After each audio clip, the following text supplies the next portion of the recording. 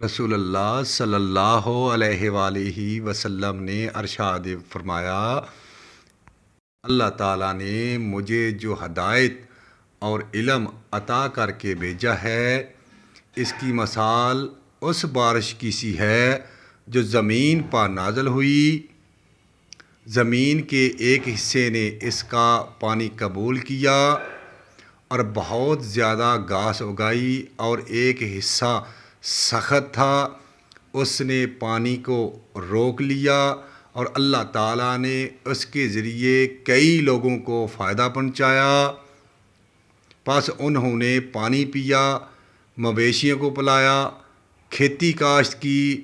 اور اس کو سراب کیا۔ پھر یہی بارش اس زمین پر بھی برسی جو چٹیل میدان تھی، وہ نہ پانی کو روک سکی اور نہ گھاس اگا سکی۔ پس اول ذکر اس شخص کی مثال ہے جس نے دین میں فقہ حاصل کی، یعنی دین کو سمجھا اور اس کا علم حاصل کیا، اور اللہ تعالیٰ نے مجھے جس چیز کے ساتھ بھیجا ہے اس کو اس کے ذریعے نفع دیا، اور پھر اس کے ذریعے لوگوں کو نفع دیا۔ اس نے خود بھی علم حاصل کیا اور لوگوں کو بھی اس کی تعلیم دی۔ اور مؤخر ذکر اس آدمی کی مثال ہے جس نے علم اور ہدایت قبول کرنے کے لیے سرے سے سر ہی نہیں اٹھایا، اور اللہ تعالیٰ کی وہ ہدایت قبول نہیں کی جس کے ساتھ اس نے مجھے مبعوث فرمایا۔ میرے دوستو، میرے بھائیو، نبی پاک صلی اللہ علیہ وآلہ وسلم کی ذات مبارکہ کو اللہ رب العزت کی ذات مبارکہ نے رحمت العالمین بنا کر بھیجا،